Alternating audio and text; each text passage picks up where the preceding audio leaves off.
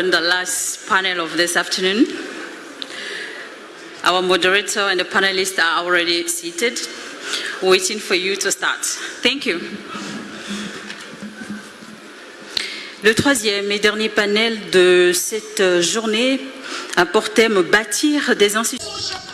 Il faudrait aussi donner des contrats et de confiance à la jeunesse qui travaillera en fonction avec le gouvernement. Merci. Maintenant, je me rabats sur le professeur Babakour Conté. Vous avez raison. Et la raison pour laquelle je pose cette question, c'est que finalement on parle on dit que l'Afrique n'a pas besoin d'hommes forts, mais plutôt des institutions fortes. Mais ceux qu'on applaudit en Afrique, ce sont des hommes qui ont au moins une apparence d'être des hommes forts et d'être des hommes invincibles. Donc est-ce que le président Obama avait raison, ou est-ce que vous pensez que la remarque qu'il faisait s'appliquait plus aux pays occidentaux? J'allais dire oui et non. Oui, parce que les institutions sont animées par des hommes et des femmes. Ce que l'ambassadeur Bankole vient de dire tout à l'heure, on a beau créer des institutions, ce sont des hommes et des femmes des États qui animent ces institutions.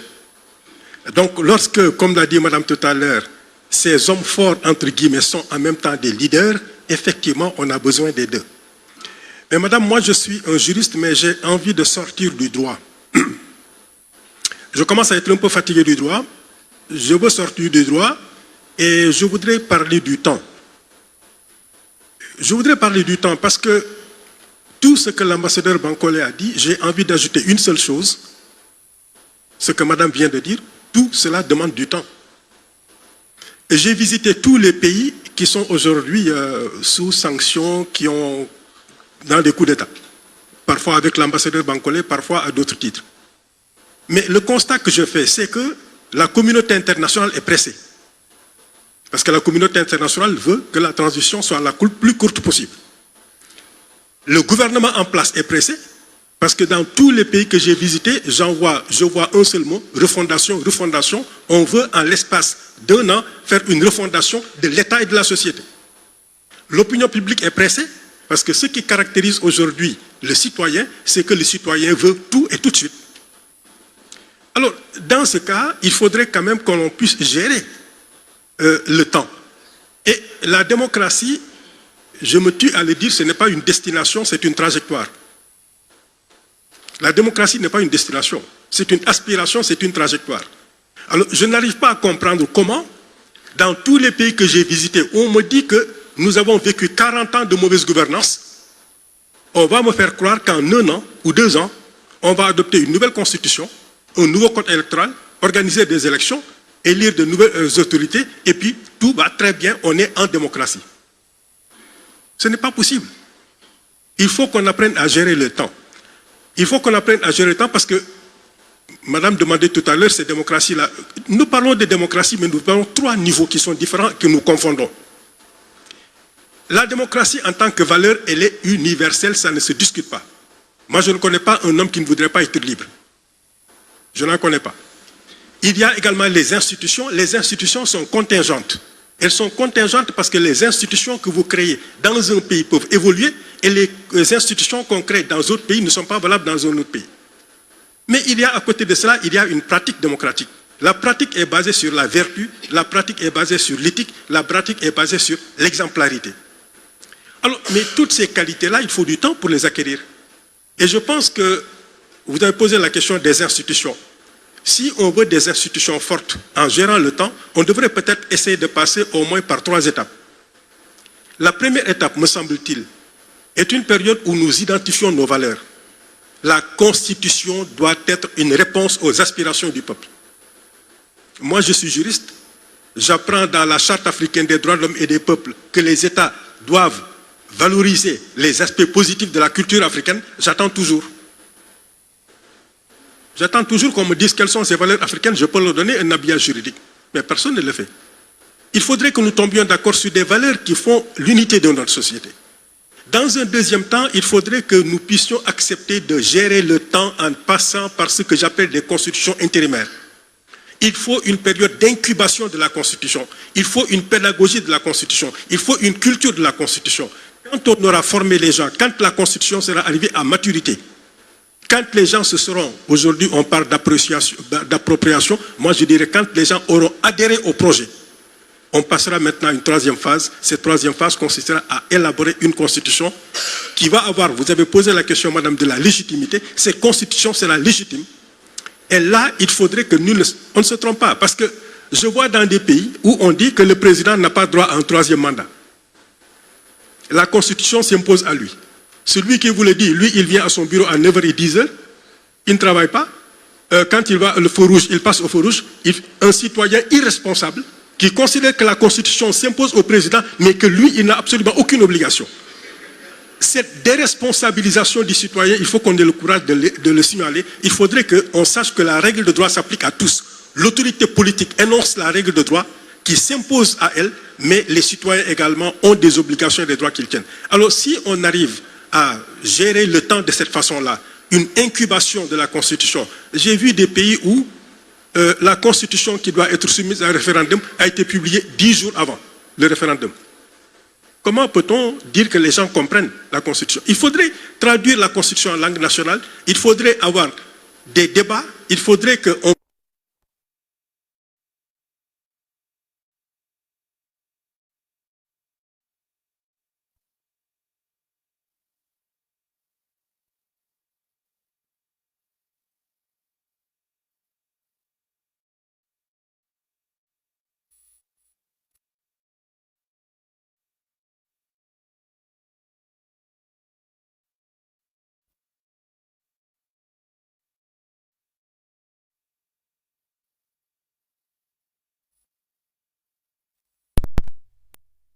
Ce que vous venez de dire.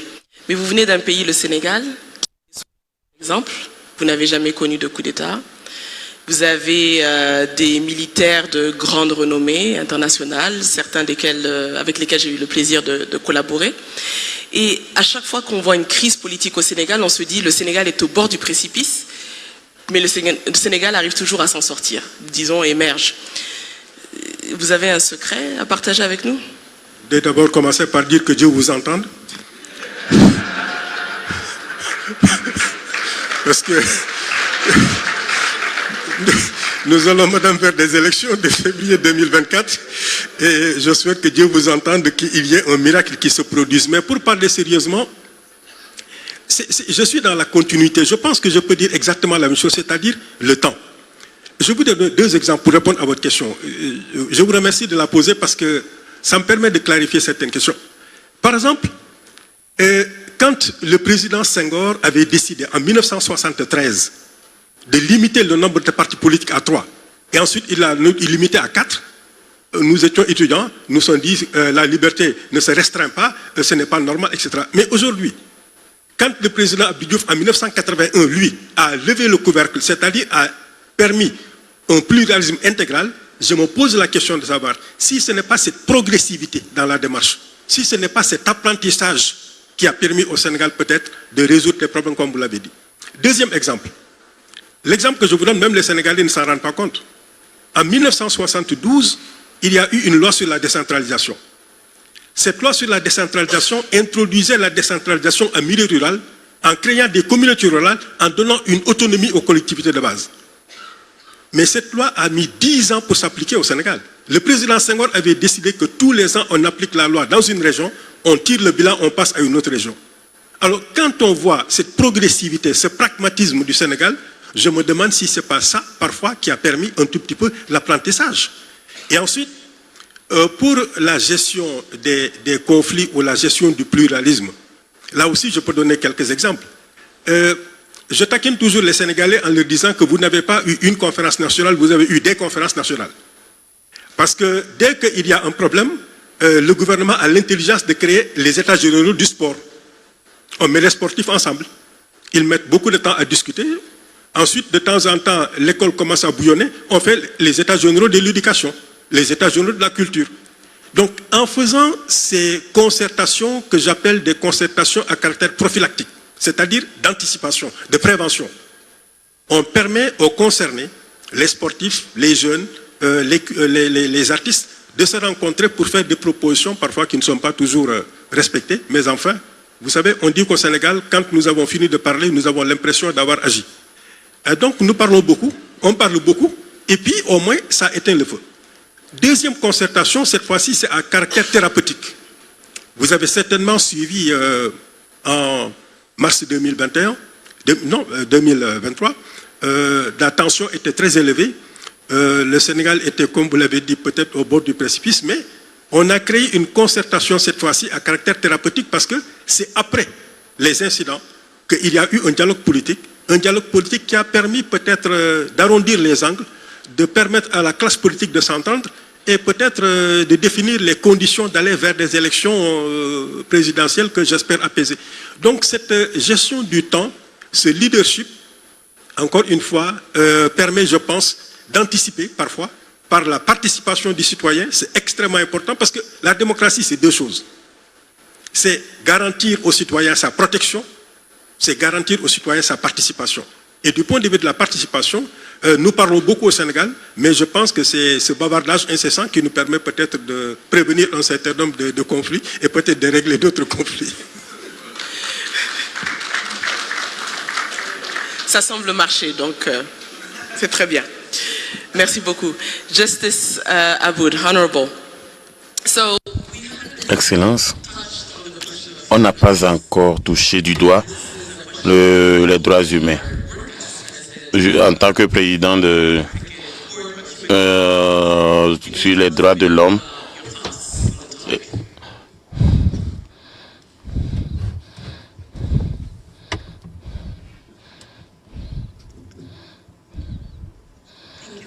merci bien. Permettez-moi de rejoindre mes autres prédécesseurs et pour remercier les organisateurs de ce forum, notamment le gouvernement du Togo, pour avoir facilité cet important forum. Madame la modératrice, oui, les droits de l'homme, parlant de droits de l'homme, c'est très très large. Cela a un lien direct avec le sujet que nous sommes en train de discuter, bâtir des institutions fortes et l'état de droit en Afrique.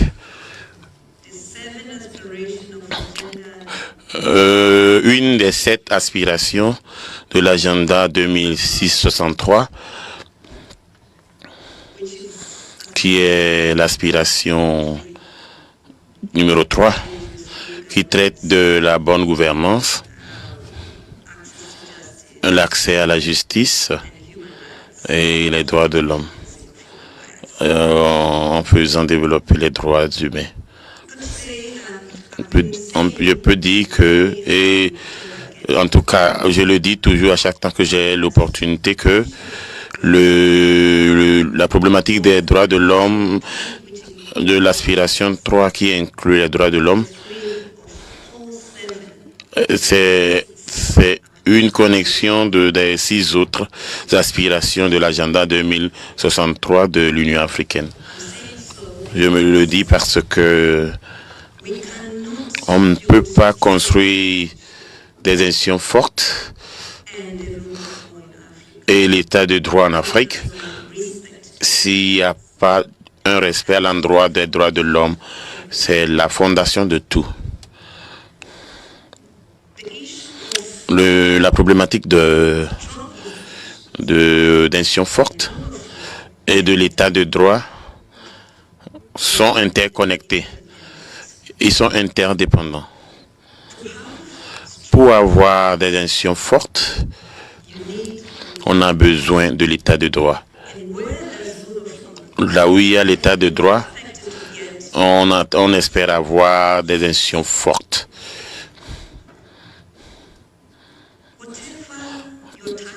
Quel que soit ce que vous touchez, que ce soit en matière de gouvernance ou à n'importe quel niveau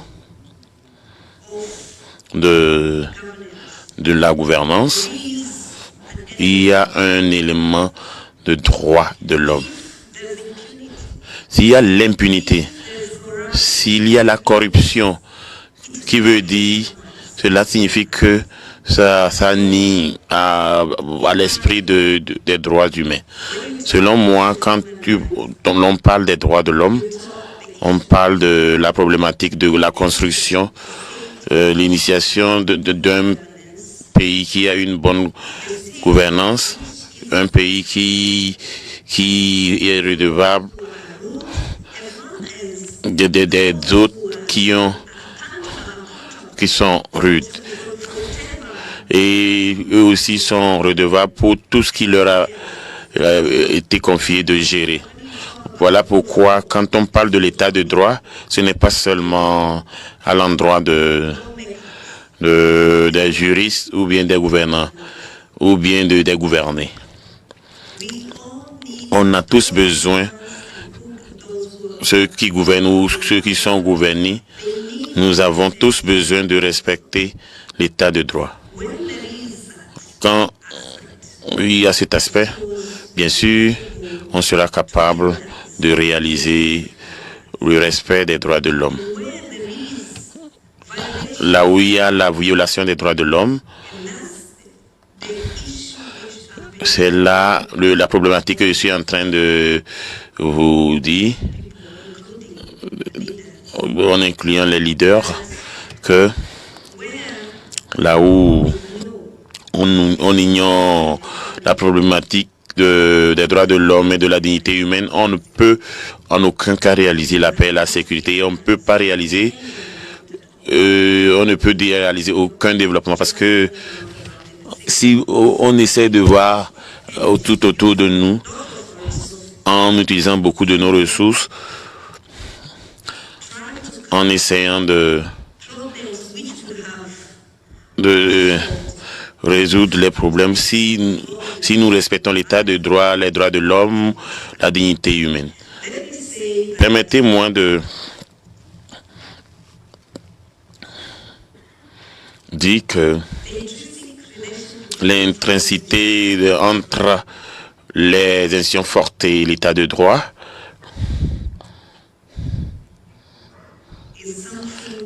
c'est quelque chose dont nous avons besoin, qu'on doit prendre en considération. À chaque temps que nous voulons planifier, organiser les institutions gouvernementales, pas seulement les institutions gouvernementales, que ce soit des institutions privées ou publiques, nous devons nous assurer que les essentiels de l'établissement de l'état de droit soient respectés. Je le dis parce que si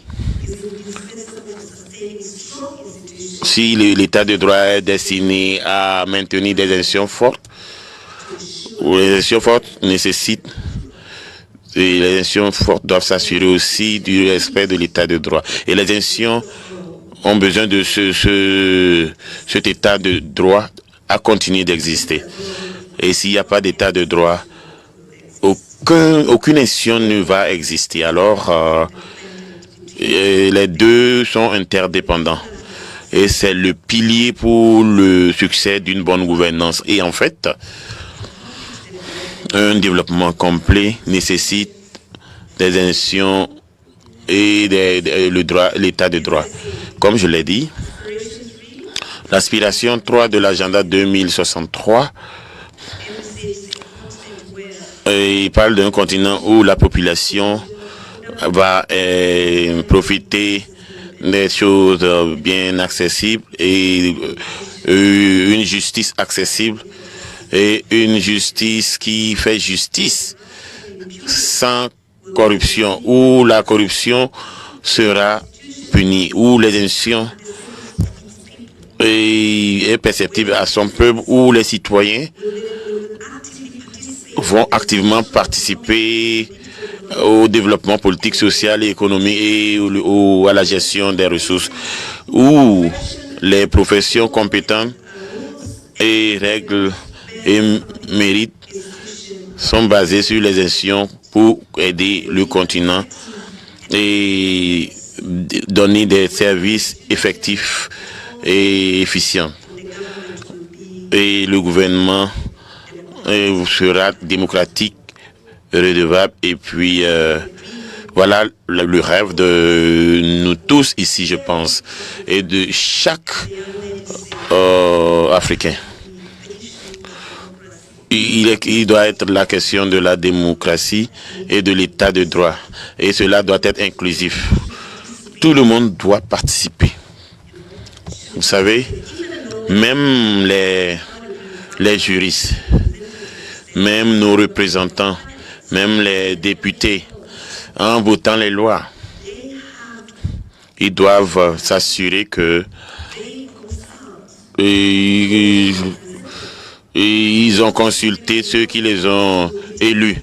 Ils n'ont imposé des lois à ces peuples qui ne comprennent même pas les motifs de la création de ceci ou de cela. Ils doivent comprendre. Ils doivent s'approprier ce processus. Et comme ça, ils sauront maintenant s'adapter et respecter ces lois. Je vais dire que où il y a le respect des droits de l'homme, je vous assure, et toute la bonne gouvernance sera réalisée parce que tout va avancer. Les dirigeants et ceux qui sont dirigés, les gouverneurs et les gouvernés seront responsables et redevables à leur nation. Merci bien.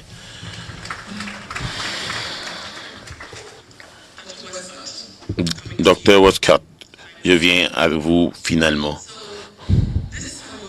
Ce panel est supposé un panel de futur et pour pouvoir trouver des solutions pratiques, des recommandations pratiques pour nos dirigeants et les institutions régionales, toutes les organisations qui représentent l'Afrique. Je voudrais qu'on ait cette discussion en ayant l'idée que l'Afrique a des agences, les pays africains sont responsables et peut-être sympa de avoir soit au miroir, mais je voudrais que vous nous parliez des institutions internationales et cela a été vraiment un peu touché ce matin et cela semble comme si les pays africains que certaines institutions internationales ne se comportent pas bien et ils sont un peu partiales. Qu'est-ce que vous en pensez? Il faut que les institutions africaines se désolidarisent des institutions internationales parce que je suis en train de revoir les discours que les leaders africains ont dit ou bien discouru aux Nations Unies. On a besoin d'une nouvelle démocratie en Afrique.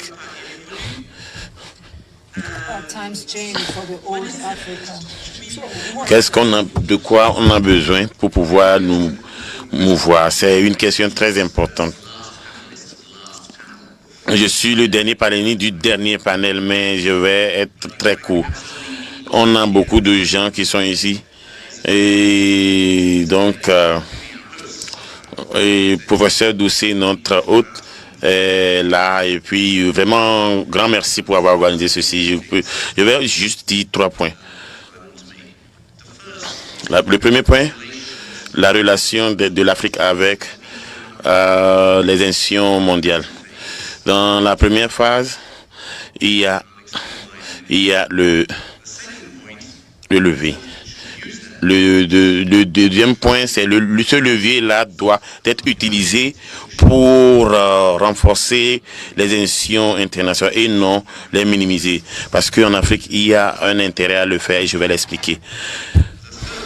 Le troisième point, si les continents africains doivent faire ça, ils doivent le faire ensemble. Et ils ont besoin de renforcer les institutions multilatérales à l'échelle nationale, sous-régionale, continentale, parce que seuls, individuellement, les leviers dans le monde sont très peu. Mais ensemble, ces leviers seront entendus. La première, La première phase, la relation, dépend d'une phase. Quand on parle des années 60, l'Afrique s'est révélée au sein de l'Union, les Nations Unies, et avec ses aspirations. Mais dans les années 90, ça a changé la donne. Beaucoup de pays africains ont entamé des périodes de difficultés, de lutte politique et économique. Et des années 90 à 2000, c'est une sorte de renaissance africaine. Et il y a eu des avancées vers des démocraties solides et où on diminue le désordre et les conflits. Et donc, le monde est en train de frapper à la porte de l'Afrique pour investir en Afrique. Et parce que les choses sont en train d'aller bien, mais les décennies passées, c'était pas ça, parce que beaucoup de gens étaient déçus et les difficultés d'atteindre les objectifs et de ce que les Africains attendent. Par exemple, le travail. Et ces désillusions de la décolonisation, de la démocratisation ont été vraiment révélées. Nous sommes à un tournant où le monde a changé et nous sommes en train de voir les décennies passées. Après la Deuxième Guerre mondiale, ce qui se passait, ça a été érodé. Maintenant, nous avançons vers un monde multipolaire, et cela a lien avec les institutions. Et donc, certains pays n'aiment pas que les institutions internationales, mais de façon domestique, ils essaient de voir leurs droits humains, de leur manière et de la manière dont la population le sent. Donc, ces lois internationales les bloquent et ils n'aiment pas ça. Alors, il y a eu une érosion de ces institutions multilatérales et donc, ceci n'est pas dans l'intérêt de l'Afrique. Et l'Afrique bénéficie d'un monde dans lequel il y a des règles. Et donc, l'Afrique, les pays africains sont relativement petits par rapport à la Chine, à l'Inde, aux États-Unis, à l'Union européenne et j'en passe. Et ils ont... Et ce n'est pas un monde qui va bénéficier à l'Afrique. Et donc, pour l'Afrique, l'intérêt africain, cet état de droit est une bonne chose pour l'Afrique et doit être durable. Comme je l'ai dit au début, pour l'Afrique de se faire entendre, doit parler d'une seule voix en renforçant le soutien de l'Union africaine pour chaque pays individuellement. Ceci va amplifier la voix de l'Afrique au niveau mondial pour pouvoir travailler collectivement. Il y a un siège au sein des Nations Unies pour l'Afrique. Et donc, comment la participation de l'Afrique va donner des retombées. Et l'Afrique doit vraiment saisir l'opportunité de ce levier dans un monde multilatéral. Cela ne veut pas dire qu'il faut vraiment regarder et puis souligner la chose. Si vous agissez collectivement, nous, de l'Afrique, nous voulons nous voulons une place à la Banque mondiale, dans les grandes institutions internationales et tout ça là. Il y a des alternatives et certains pays africains ont commencé à rejoindre les BRICS. Mais quel est l'état de droit dans ces institutions? Qui décide? Pendant qu'au niveau des institutions multilatérales, il y a des règles. Et l'Afrique doit amplifier cela et elle doit s'organiser et parler d'une seule voix. Merci.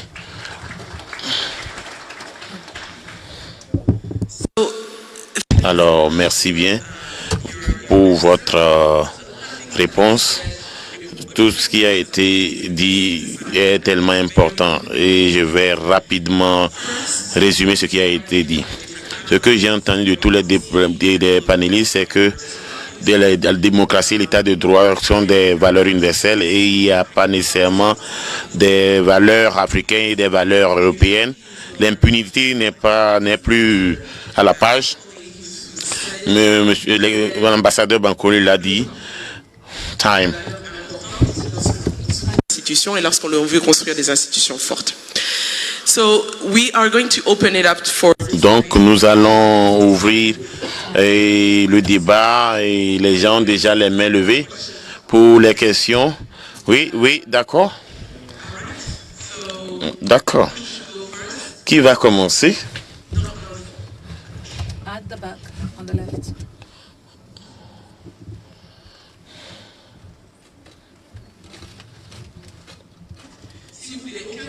Mais plutôt des questions. Merci.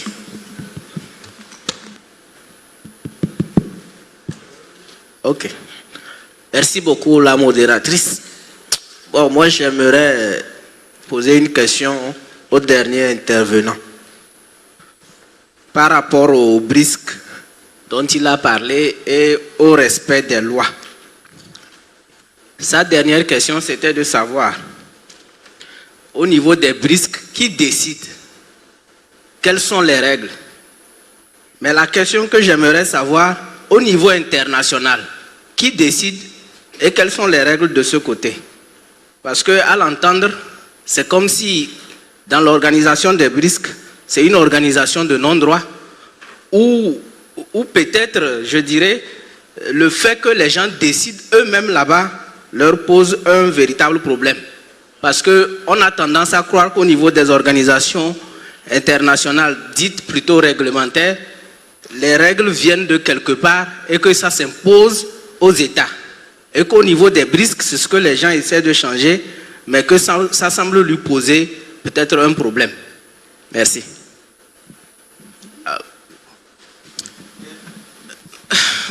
Ok, on va prendre 2 ou 3 autres questions. S'il vous plaît, le jeune homme avec les lunettes. Okay, thank you so much, Her Excellency Kamara, for giving me the floor to ask my question. So Merci, Madame la modératrice. Mon nom, c'est Manuel Utumba. Je sais comme conseiller de la jeunesse pour la diminution du risque. Et donc, je voudrais premièrement remercier le commissaire de l'Union africaine pour les affaires politiques et de sécurité. Ma question va à l'endroit du commissaire et cette question est en lien avec le système d'alerte précoce avec le Bureau des Nations Unies pour la réduction des risques. On a eu des salles de situation pour des dégâts en termes d'alerte précoce. Je voudrais demander au commissaire s'il peut soulever l'importance de l'alerte, du système d'alerte précoce pour le continent en termes de risque. Et ma deuxième question va à l'endroit de l'excellence Kamara, si elle pouvait, en termes de gouvernance et de paix, par exemple, au Mali, il y a un système d'alerte précoce pour la mitigation des risques en termes de mitigation ou bien de prévention dans la région du Sahel, oui, précisément ce que le Mali a enduré. La personne qui est à côté, juste à côté.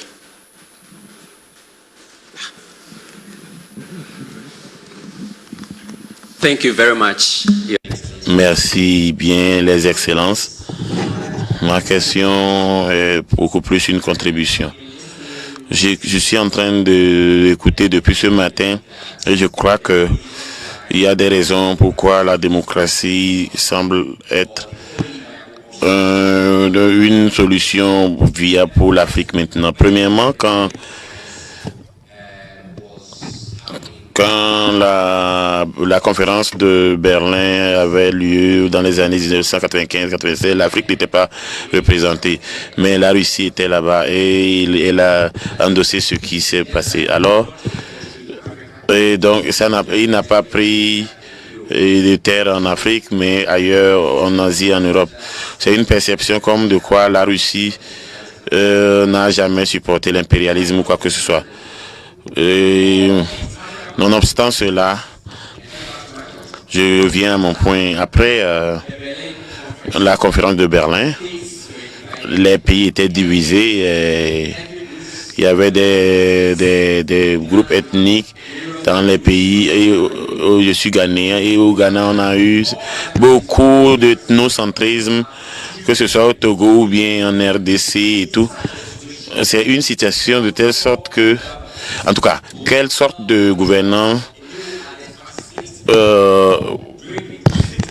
donne l'inclusivité au peuple. Cela a comme de l'air et personne ne voudrait se détacher parce que nous devons ramener nos monarchies, nos gouvernants dont on a parlé. Maintenant, on a besoin de la démocratie, même dans un État comme la Somalie, où on a des groupes homogènes. Mais quand il y a différents quand il est question de clans. Alors, comment on peut relier ça à travers le temps et pendant qu'à ce moment, dans certains, en tout cas, quand il est question de démocratie, nous devons prendre ça au sérieux parce que c'est des institutions qui permettent à nous tous de poursuivre et de continuer. Merci.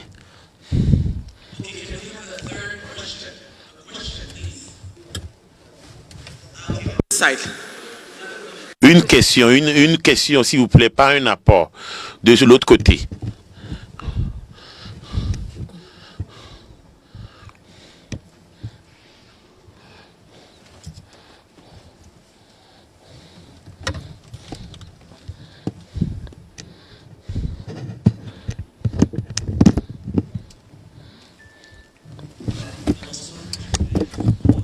Vraiment très rapidement. Je m'appelle Amadou Sadio Barry. Une question, s'il vous plaît. Vous avez une question? Non, j'ai pas de question. J'ai 3 commentaires, mais en fait, qui va terminer sur des questions, si vous permettez. Parce que je pense que aussi il y a des commentaires qu'on pourrait faire rapidement. Je suis professeur de philosophie au Canada et actuellement conseiller politique aux Nations Unies au Tchad. Le premier commentaire qui pourrait être aussi sous forme de question, Madame Camara, c'est que nous avons depuis ce matin une appréciation transversale sur la question de la démocratie.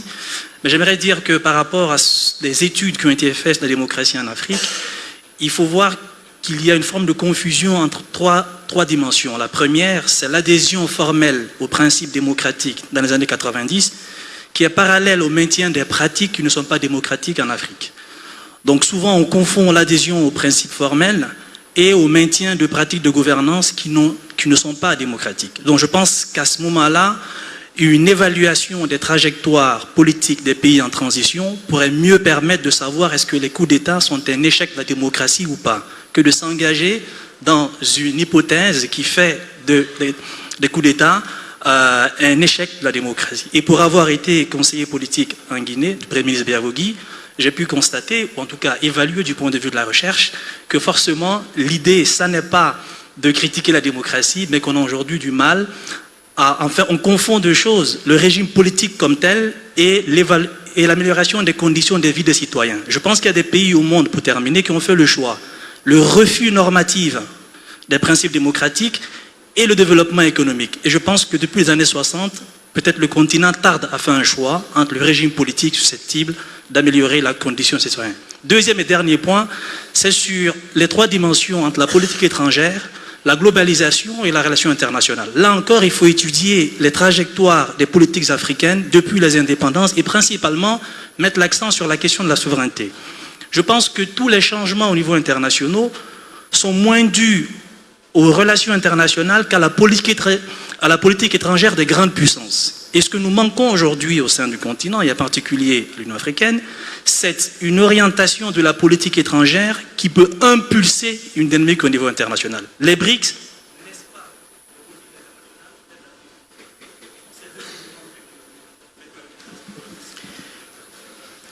Merci. Alors, please, Your Excellency, Banco.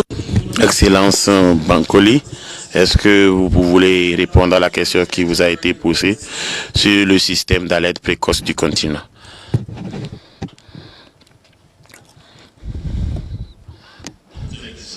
Merci bien. Premièrement, permettez-moi de faire une analogie quand il est question de système d'alerte précoce en gérant l'impact du changement climatique. Imaginez le lac Tchad. Les scientifiques ont prouvé que plus de 80% de la taille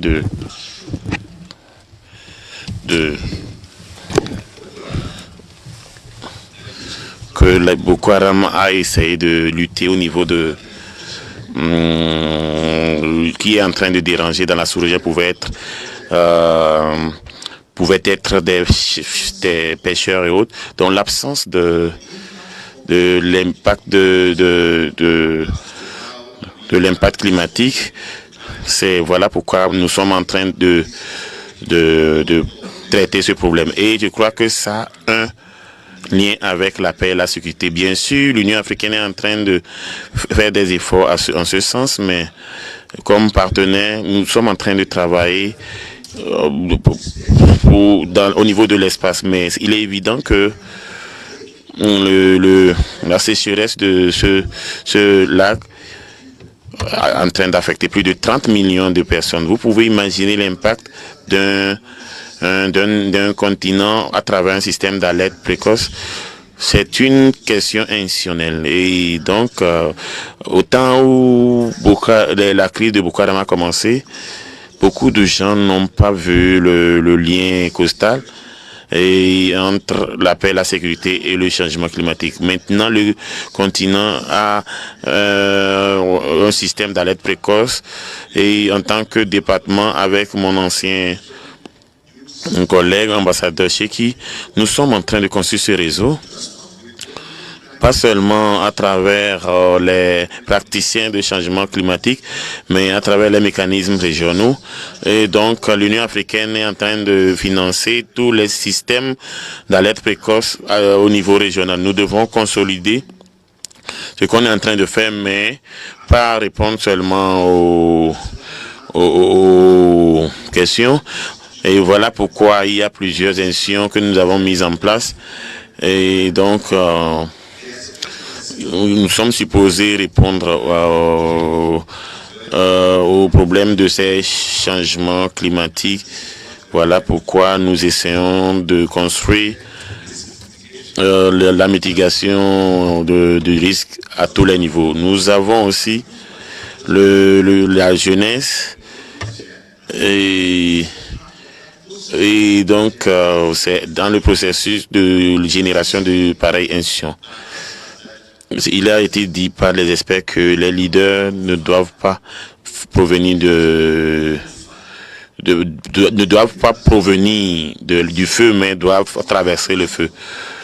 Les institutions ne doivent pas venir des feux, mais doivent traverser les feux. Donc, parlant de ça, je parle des parlements. Quand un coup d'État se passe, les militaires ne doivent pas aller au-delà des juges. Ils ne doivent pas renverser l'exécutif ou bien le Parlement. Et donc, voilà qu'ils font le contraire. ou bien soit il stoppe le système judiciaire, ou bien le système, le pouvoir législatif, ou bien le pouvoir exécutif. Et l'essence, c'est quoi? Les institutions, lorsqu'ils sont assez solides, résistent. Et on a des élections démocratiques qui veulent rallonger leur mandat. C'est pareil.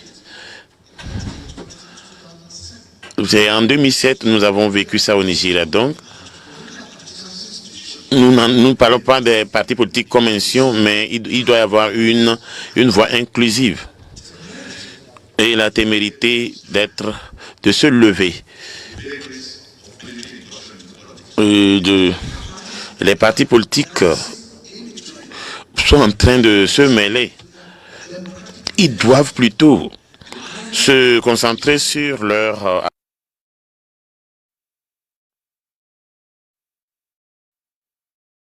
institutions, delivery, independence, and accountability.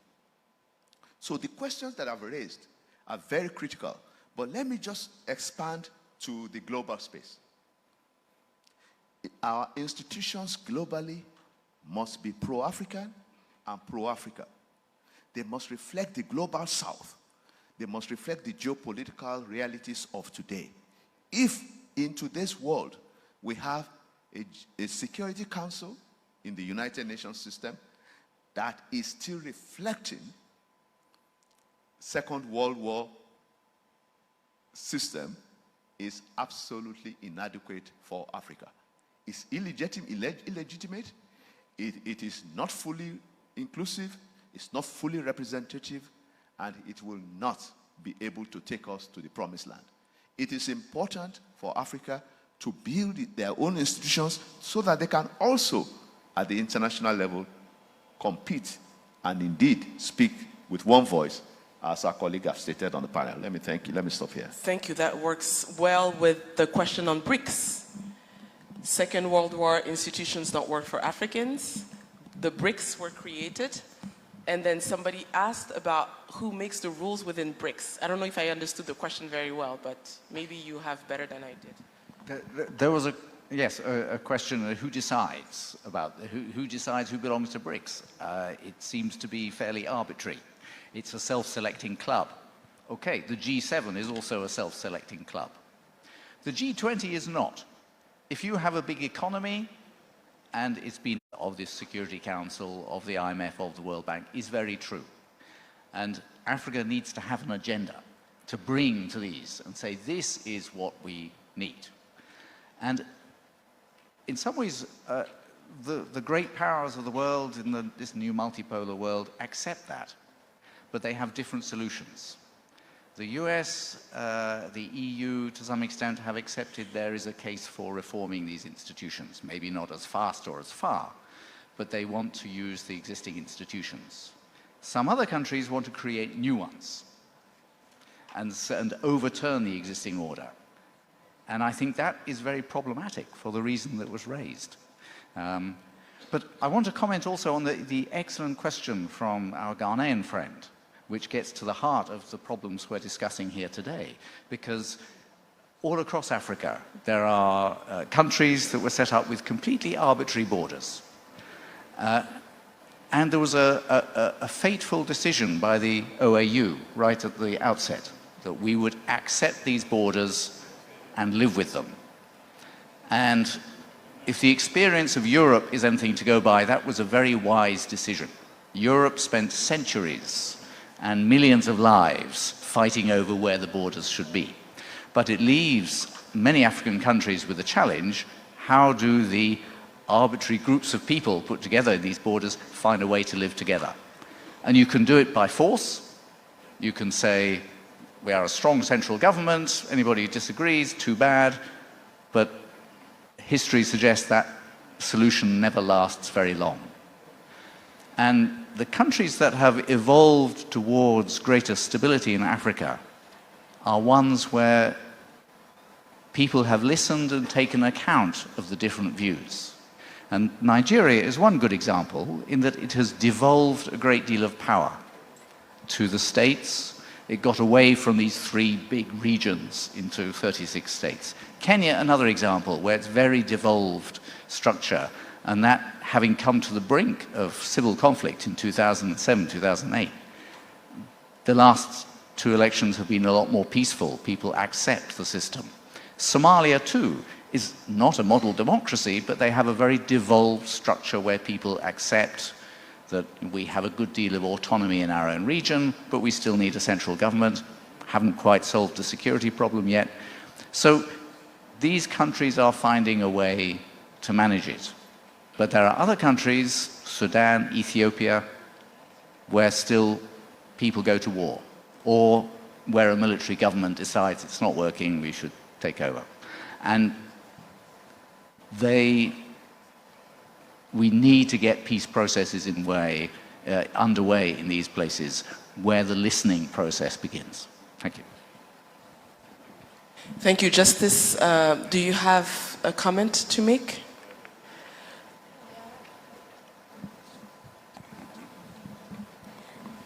Yeah, maybe it's just to emphasize that we'll talk about democratic governance.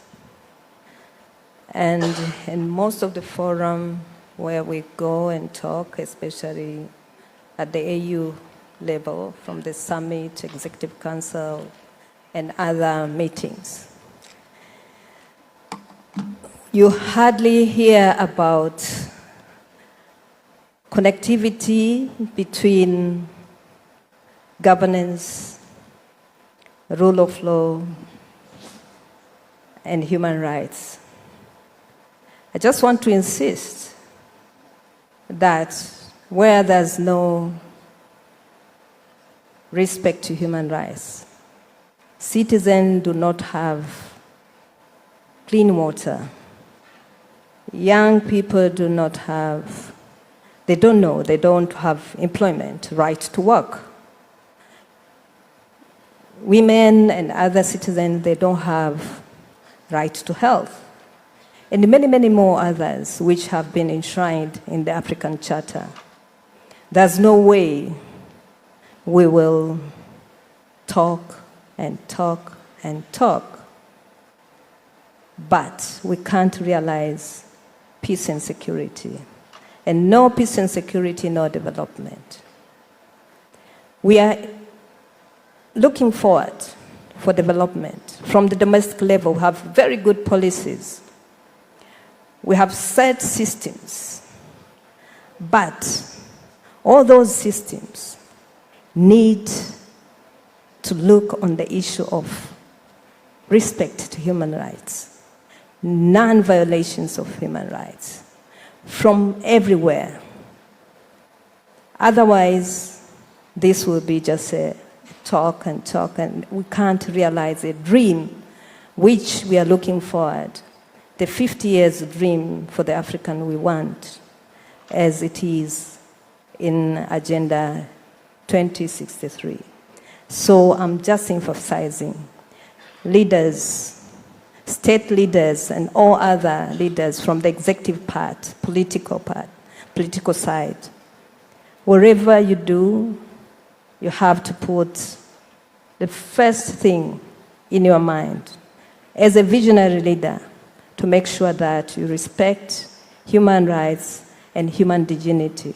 That will be the foundation of the development of Africa. Thank you. Thank you. Ms. Myers, Professor Kante, are you okay with me asking for a second round of questions? Yeah? Question. On this side, yes.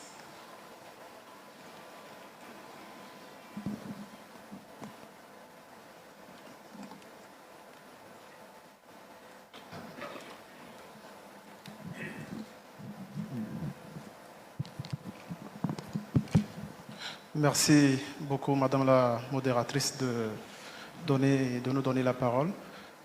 Avant toute chose, je tiens à remercier Son Excellence le ministre des Affaires étrangères, le professeur Robert Doucet, pour cette initiative et tout. Je suis le docteur Tebekabe Pakdam, je suis enseignant-chercheur à l'Université de Kara, au département de mathématiques et informatique.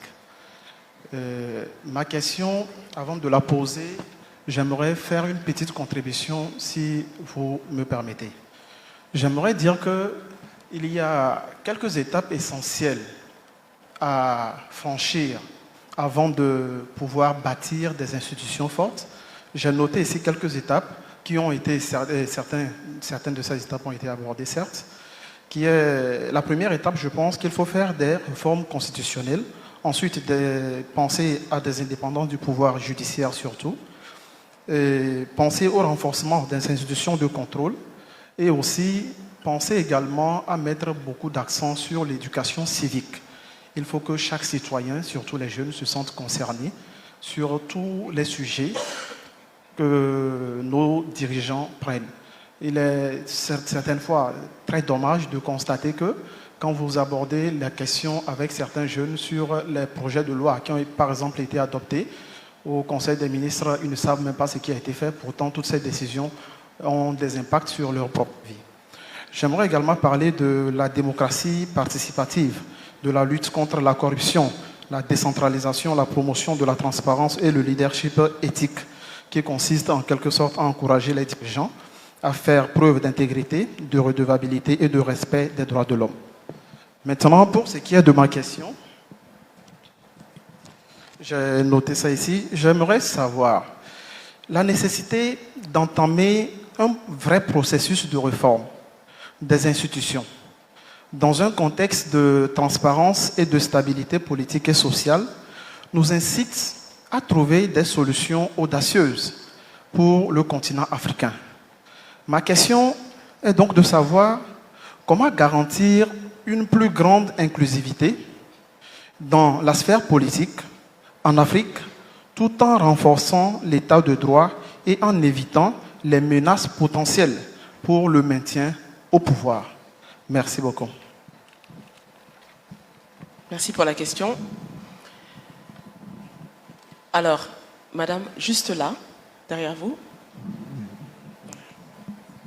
Bonjour, merci beaucoup, madame. Premièrement, je veux tout d'abord remercier le professeur Robert Dussé, ministre des Affaires étrangères, pour cette initiative qui nous permet aujourd'hui de faire des débats de fond sur une question fondamentale pour l'avenir de nos pays africains. Je pense que le thème qui est débattu par les panélistes est lié à la Constitution, comment former des institutions fortes. Et cette question renvoie à la légitimité. Et la légitimité des institutions renvoie à l'organisation d'élections libres, réellement libres. Tous les symptômes que nous avons débattus renvoient à la source de la maladie, qui est l'irrégularité de l'organisation des élections. C'est pourquoi ma question, je l'envoie vers notre frère, le professeur Bankole, sur la création de mécanismes permettant vraiment l'organisation d'élections réellement démocratiques. L'Union africaine, bien évidemment, a pensé depuis un certain moment l'envoi de missions d'observation. Mais nous avons constaté que ces missions d'observation, à la fin, rendent souvent un rapport en faveur de l'homme fort du moment, c'est-à-dire le président qui est connu avant l'organisation des élections. Nous avons constaté que dans certains pays africains, et en tant qu'Africain, je suis choqué de voir que les résultats des élections sont annoncés à 3 heures du matin, à 4 heures du matin, à 2 heures du matin, lorsque le peuple est endormi. Le président de la commission électorale, bien évidemment, on le comprend très bien, il est instruit. On lui dit, cher monsieur, si vous voulez un avenir politique, si vous voulez garder votre place, il faut annoncer les résultats des élections à 2 heures du matin, à 3 heures du matin. Je ne vais pas citer ici de pays, Mais notre cher frère Bankole le sait très bien. Donc la question est vraiment cruciale. Parce que nous avons débattu de tous ces symptômes en 2007, en janvier 2007. Il y a eu l'adoption de la charte sur la démocratie, la bonne gouvernance. Et 13 ans après, notre cher frère, le professeur Robert Dussé, nous rappelle que ce que nous avons fait en 2007 est toujours d'actualité et qu'il n'a pas été encore appliqué. Si nous ne traitons pas la source de la maladie, nous allons avoir le même débat 13 ans après. Et donc, nous sommes coincés. Nous devons traiter la maladie, et cette maladie, c'est l'organisation d'élections régulières, réellement libres. Et que le deuxième constat, que les missions d'observation de l'Union africaine n'ont pas donné de résultats. Quelles sont donc les solutions pratiques, chers frères, Excellence Bankole, que vous imaginez en votre qualité de commissaire paix et sécurité? Quelles sont les solutions que vous imaginez pour faire en sorte que les élections réellement libres sont organisées dans les pays africains, pour éviter la contestation?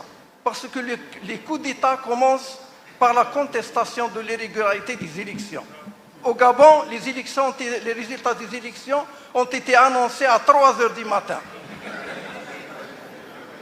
C'est tout à fait normal que... C'est tout à fait normal que l'homme... On vous a compris, monsieur.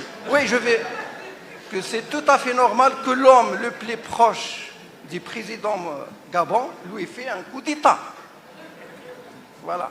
Donc la question Elle est très claire. Votre question est très claire. Merci beaucoup, Excellence. Merci. Je vous remercie. Merci beaucoup.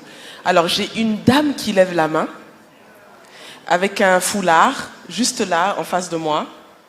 Vous la voyez, vous devez faire le tour. S'il vous plaît, faites le tour.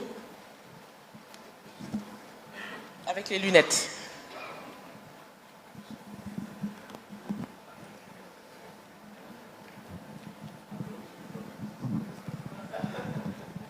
Merci beaucoup. En fait, je pose une question en tant qu'ancienne parlementaire. Et cette question est surtout adressée à l'honorable présidente de la Cour africaine des droits de l'homme, qui a évoqué la nécessité pour les députés de voter des lois qui répondent aux aspirations des peuples qui les ont élus. Et je pense que l'une des plaies les plus profondes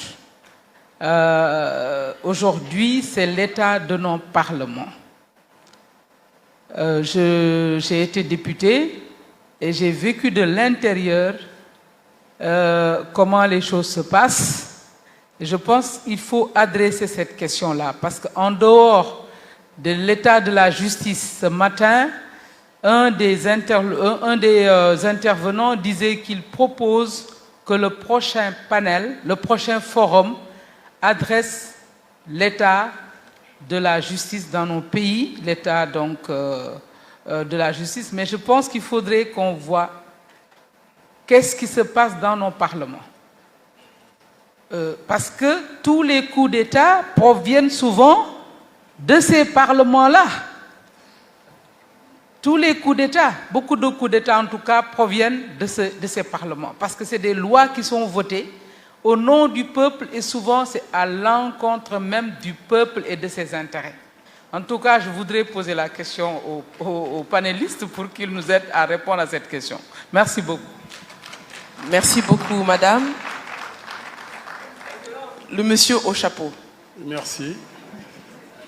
Je me présente, Moustapha Dieye du Sénégal, ancien ambassadeur, éditeur du magazine panafricain Afrique Démocratie, président de la CEVADA, c'est la cellule de veille sur les acquis démocratiques en Afrique. D'abord, je voudrais féliciter le professeur Kanté, un juriste émérite qui nous a éclairé sur beaucoup de choses. Je vais maintenant à ma question, adressée à l'émérite professeur M. Kanté. Comment dirais-je encore, le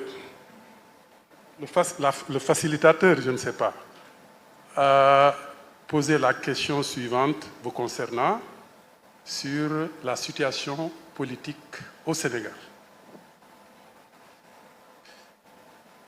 Selon vous, est-ce que s'il y a une exclusion de candidature au Sénégal pour les prochaines élections, pensez-vous que ces élections seront paisibles? Je vous remercie. Question claire et nette. Une dernière question. Les panélistes répondront et je pense que nous aurons même peut-être le temps de faire une troisième ronde. Alors, il y a un jeune homme qui insiste là, devant. S'il vous plaît.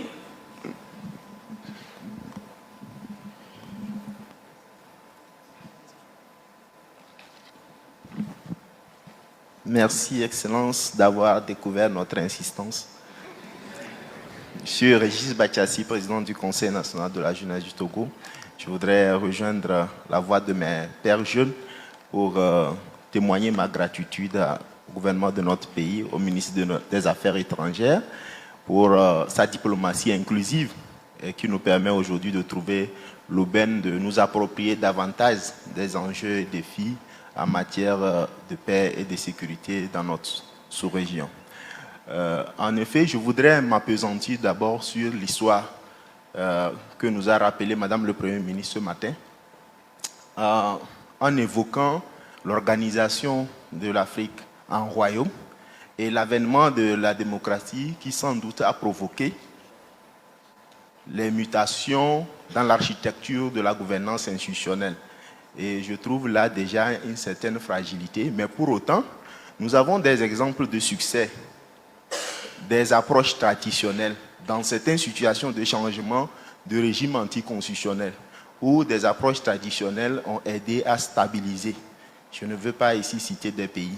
Et là, ma question est de savoir comment est-ce que nous faisons pour valoriser ces pratiques endogènes, sinon entrevoir une forme d'institutionnalisation de ces pratiques-là, de façon à construire une gouvernance de droit durable. Ma seconde intervention est relative au défi même dans les systèmes de transition à pouvoir assumer la continuité de l'État et la satisfaction des aspirations des populations, notamment la jouissance des droits des jeunes. Surtout lorsqu'on sait que lorsque la survenue des changements anticonstitutionnels amène parfois des sanctions des organisations internationales, la communauté a procédé à des sanctions et des mesures allant vers la compromission même de la jouissance des droits des peuples. Et donc, je voudrais, tout en interpellant donc les institutions nationales, à envisager des mécanismes institutionnels de résilience pour surmonter ces situations, mais également interpeller les communautés, les agences internationales à entrevoir des limites dans la prise de mesures envers les décideurs au niveau des différents pays. Voilà un peu les préoccupations que je voudrais soulever. Merci. Merci beaucoup. Alors nous allons commencer par le professeur Kanté. Monsieur Moustapha Dieye avait une question par rapport à la situation politique au Sénégal. Il demandait si les prochaines élections excluaient des candidats, est-ce qu'on aurait de réelles élections?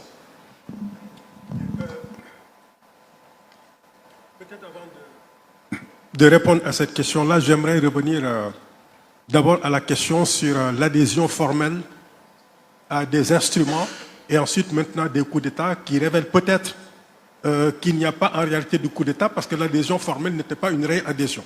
C'est une question d'ordre logique extrêmement intéressante. Mais ma réponse c'est que, encore une fois, je pense que les instruments que nous élaborons, nous ne prenons pas suffisamment le temps de la maturation. Je prends l'exemple de la Charte africaine des droits de l'homme et des peuples. Cet instrument était dans les tuyaux dès les premières années de l'indépendance, dès les années 1960. Il n'a pu être réalisé qu'en 1981. Il n'est entré en vigueur qu'en 1986.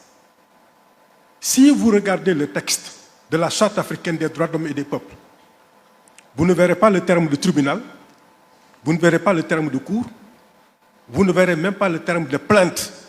Ce sont des communications.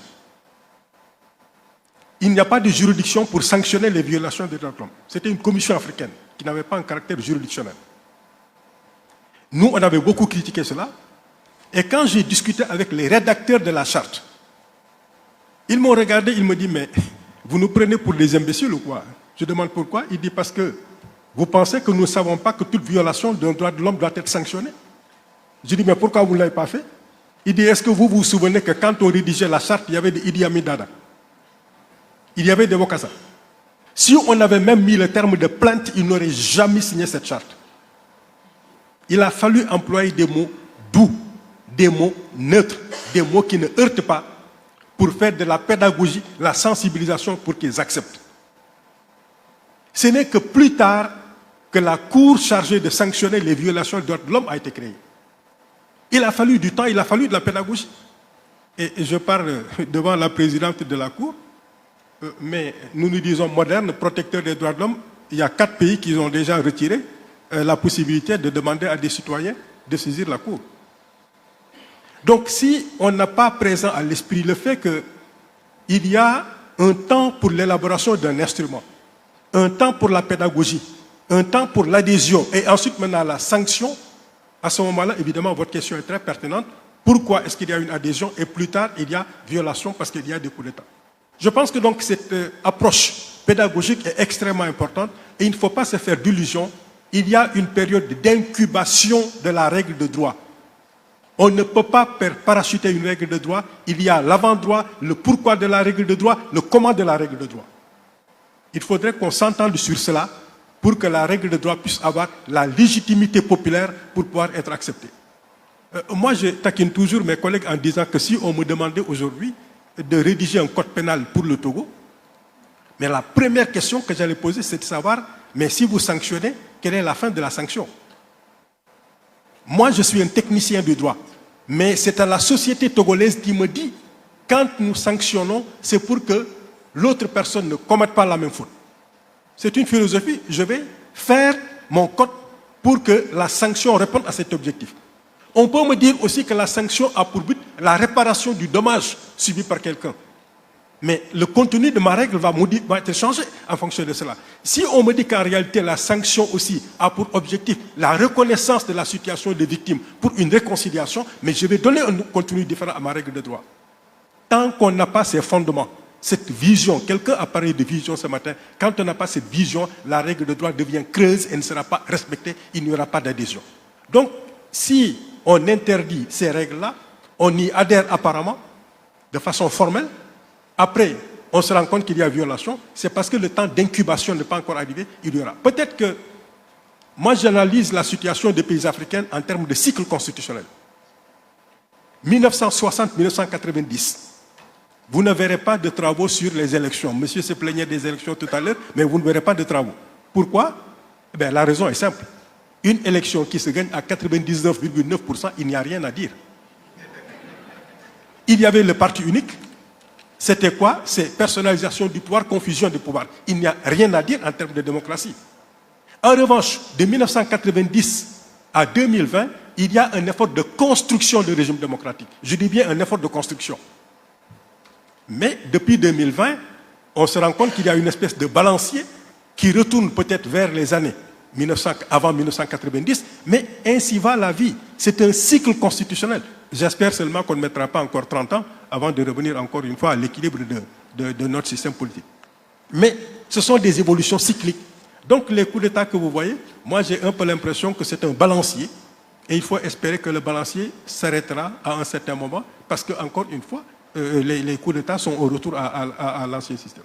Alors, la deuxième chose que je voudrais dire au sujet des élections, mais les élections au Sénégal, moi je ne me prononce pas à titre individuel, je ne suis d'aucun parti, je ne suis pas militant politique, mais lorsqu'il y a des règles du jeu, c'est ça qui m'intéresse. Il faut respecter les règles du jeu. Nous avons l'habitude de changer les règles du jeu en cours de parcours. Les règles du jeu sont connues, il faut les appliquer, il y a des voies de droit qui sont reconnues. C'est aussi simple que ça. Maintenant, considérer que lorsque quelqu'un ne participe pas à une élection où deux personnes, les élections ne sont pas des élections réelles, je peux le concevoir, je peux vous raconter une histoire. J'étais au Conseil constitutionnel. Le code électoral du Sénégal prévoit que les dossiers de candidature doivent être présentés par les mandataires. Je répète, les dossiers de candidature doivent être présentés au Conseil constitutionnel par les mandataires.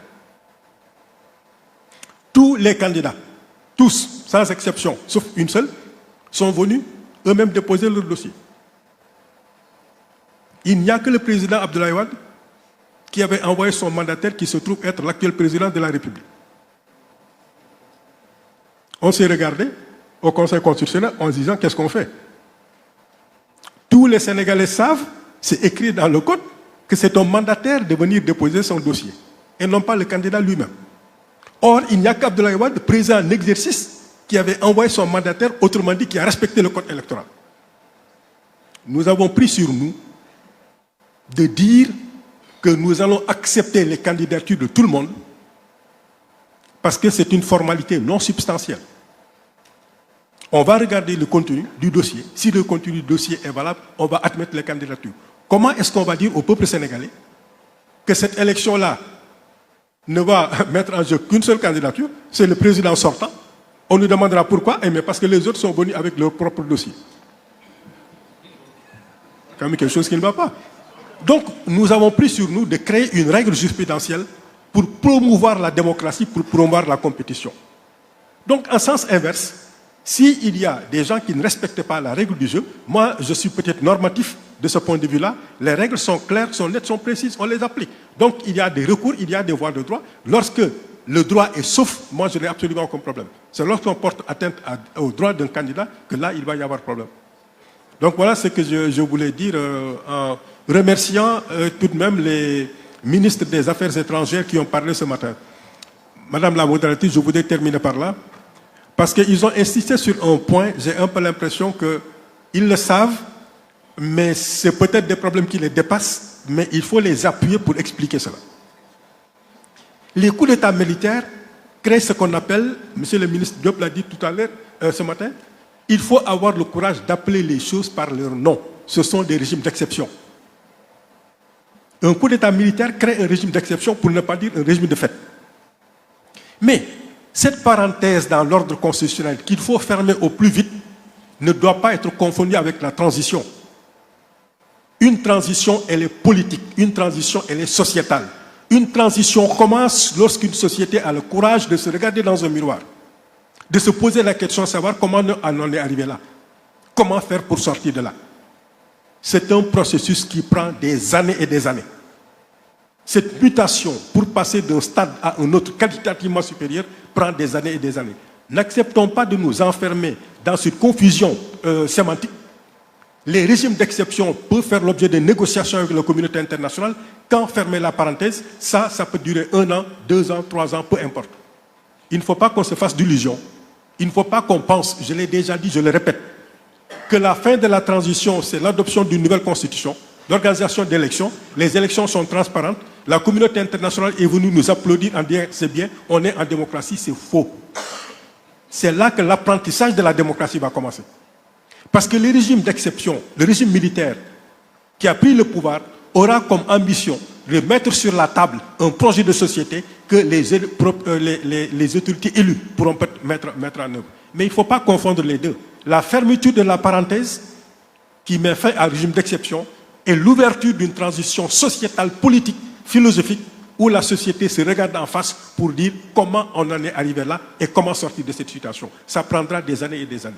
Je voudrais donc profiter de l'occasion pour remercier Monsieur le ministre des Affaires étrangères de cette initiative, Messieurs les ministres des Affaires étrangères des pays voisins qui l'accompagnent, la représentation également diplomatique internationale pour appuyer ce processus-là. Et je vous souhaite plein succès dans cette dynamique que vous avez créée en espérant que ce n'est qu'une première étape.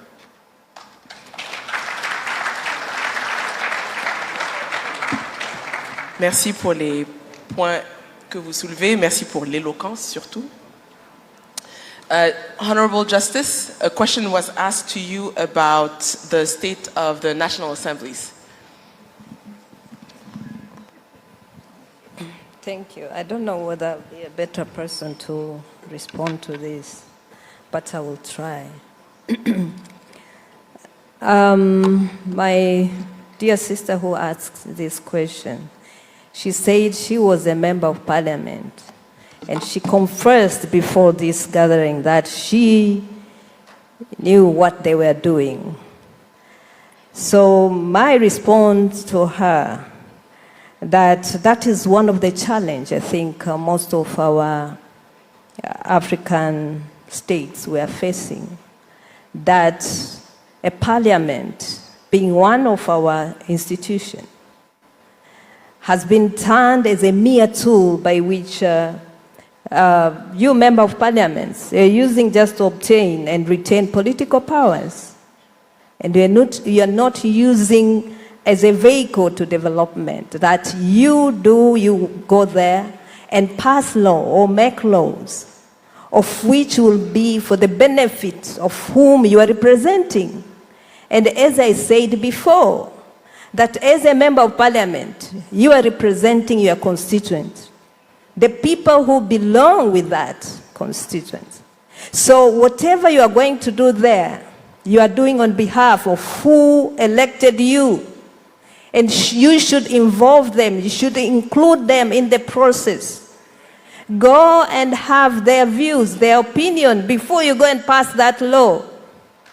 So you're just going there to rubber stamp to make sure that you be retained in that position, in your political position. Because I'm saying, being a member of parliament, if you knew, and you know up to date, that most of the members of parliament, they are passing laws which are not for the benefits of their people who elected them, that is very unfair, and that is a bad governance. And you are denying them their right to development, because if you are just imposing laws which are not going to help them to move away towards development, you are denying them the right to development, which is one of the very crucial human rights.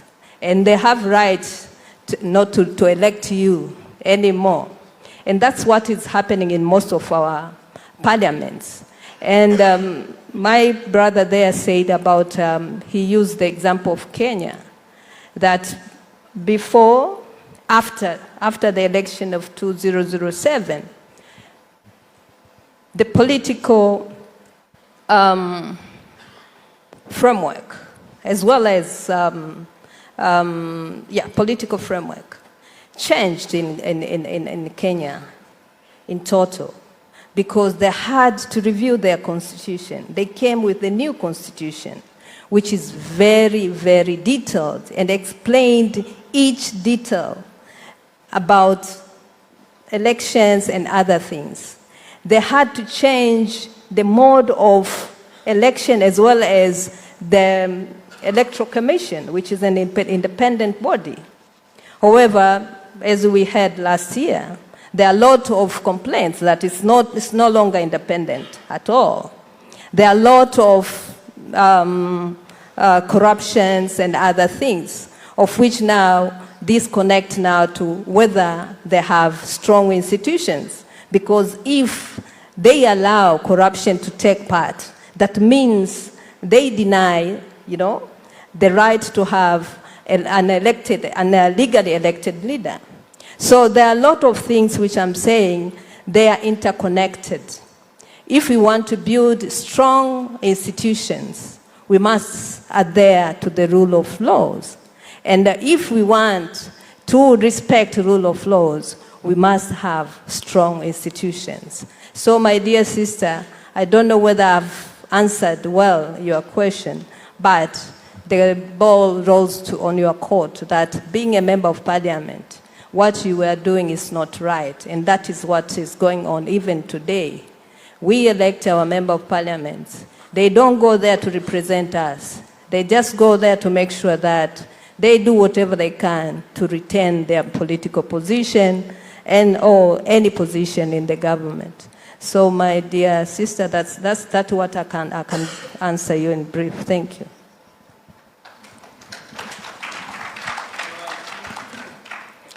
Thank you. Ambassador Bankole, a very passionate statement has been made about the African Union election observation reports, but also some of the announcements that are made in the night.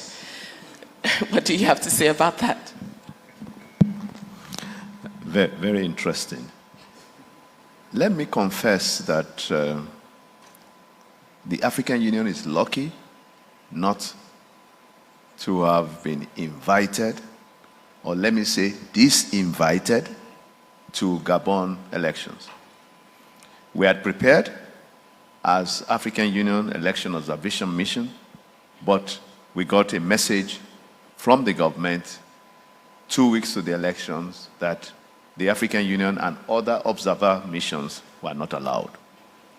So the good thing is that we did not observe the elections in Gabon. That's a fact. But it's also not true that most elections are announced at night or midnight or past midnight. But it is, however, true that results are collated, are tallied at night. And I can tell you that in election observation that I've attended, over 20 in the last 2 years and a half, most of them end up at 1 a.m. rather. The good thing is that you must see election observation as a critical factor of implementation of the African Charter on Democracy, Elections and Governance. You must see election observation as a process of progressive democracy.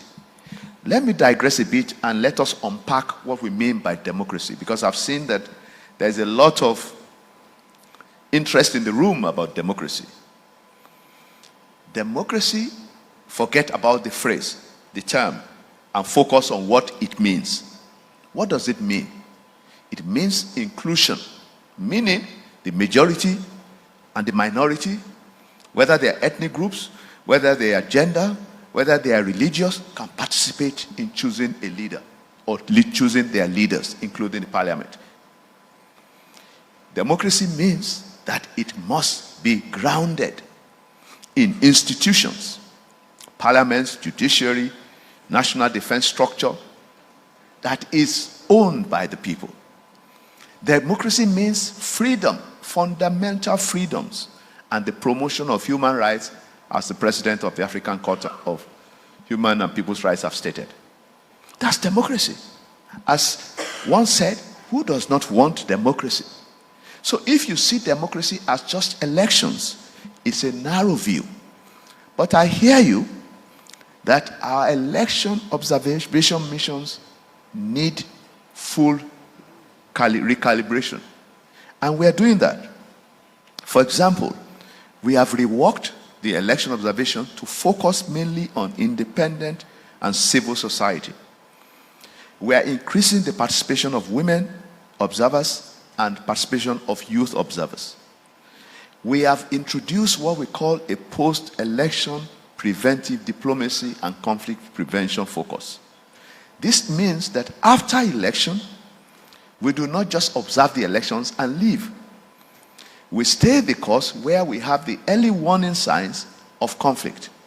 For example, the elections in Nigeria, the elections in Zambia, the elections in Lesotho, the elections in Kenya, we stayed over 2 weeks, 5 days after election, to speak to the gladiators, the major competing parties, about how to harmonize their police positions. But I must also disagree with you, stating that we endorse every election. No. We just returned from Liberia, the most peaceful elections that I've witnessed. But you would also not believe it, the enthusiasm of the youth was so obvious that any leader who eventually wins that election, whether the incumbent President George Weah or the opposition former Vice President Boakai, they must deliver to the youth. If they do not deliver, there will be a crisis in Liberia. Because the youth focused all through, as voters, as election officials, polling staff, and as tallying and collation centers. As we speak, so far, nobody has challenged the results in Liberia. So you must also realize that election observation speak only to random sampling. There were 5,000 plus polling stations in Liberia. The African Union, the European Union, the Democratic Institute in the US, ECOWAS, all of us will have just done maybe 1,000 plus polling stations. Therefore, you cannot be sure of what happens where you are not there. But the AU continues to respect and promote free, fair, transparent, and credible elections. That is the ultimate goal. But we have to internally reinvent our structures and the composition of our election observers to make them more independent and more robust. They are serving as institutional effectiveness, and this is very, very critical. And let me end, moderator, by stating clearly that the most important factor for me is to see where we are when we talk of unconstitutional changes of government. The English have an idiom, and let me cite this idiom. If it walks like a duck, if it quacks like a duck, if it looks like a duck, it is a duck. What does that mean? A coup d'etat is a coup d'etat. Simple. There is no doubt about it.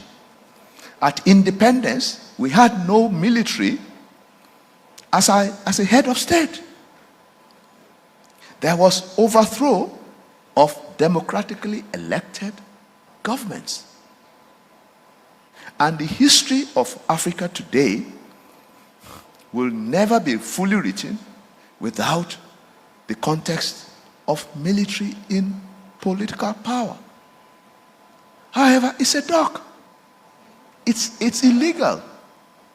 We cannot hide that. It is undemocratic. But given that space, the African Union is working to ensure, with ECOWAS, with regional bodies, to ensure that there is a reduction, an elimination of coup d'etats. But there's also what people have also said. It's not only what people say. Indeed, the Charter recognizes that manipulation of constitution is also unconstitutional. Any attempt by dissidents, rebels, to take over democratic power is also unconstitutional. It's illegitimate. That is why what happened in Chad was considered by the Peace and Security Council as a special case, because the sitting president was killed in action.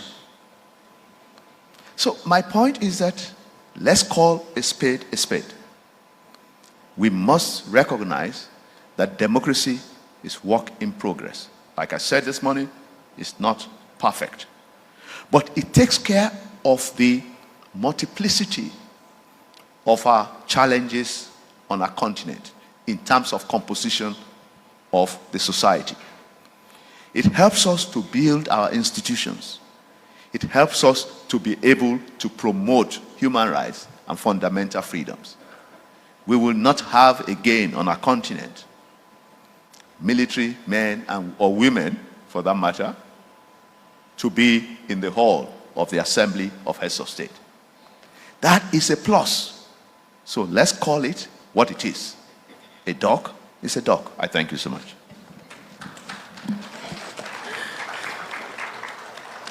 Very clear, Ambassador Bengode. Thank you so much. Nick, do you have a comment to make? Closing comment, that would be, because we're getting close to the end of our panel. A very, very brief closing comment to complement what Commissioner Bankole has just said. We all agree that democracy is far more than elections, and that it is a work in progress. But I was an observer at the 2015 Nigerian elections, and at one polling station I was talking to one of the people in the queue, a young man who'd been queuing for 2 or 3 hours, and I asked him what he thought about these elections. He said, I like elections, he said. They are the only time we get any money back from the politicians. So there is a good reason. That summarized rather briefly the logic of having elections. But he put his finger on a point, that it makes politicians accountable.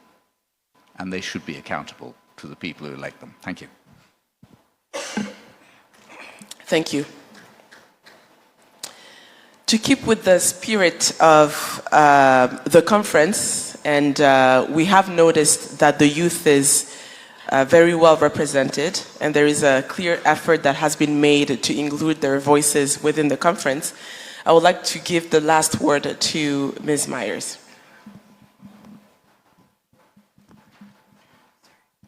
Thank you. It's about time to go. Okay, so thank you so much. Just to wrap it up, I will say I agree with you. Peace in itself is a human rights issue.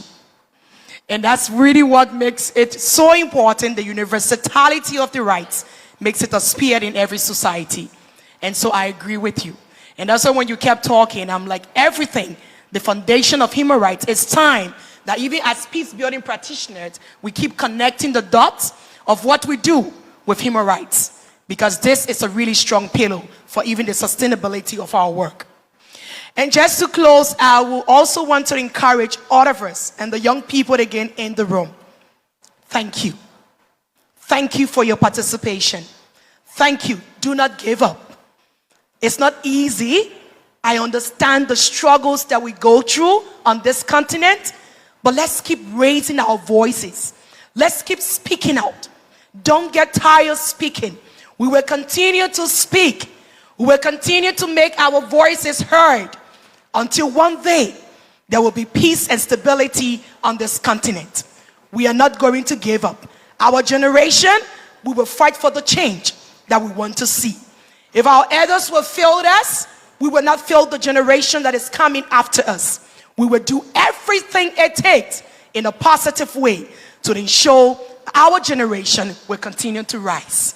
And there is hope for this continent. Whether we like it or not, this continent will flourish, this continent will shine, and this continent, the young people, we will lead and we will serve. And let's keep doing it. Thank you. On this very positive and energetic note, I would like for you to join me in thanking this esteemed panelists for a very rich discussion on building strong institutions in Africa and the rule of law.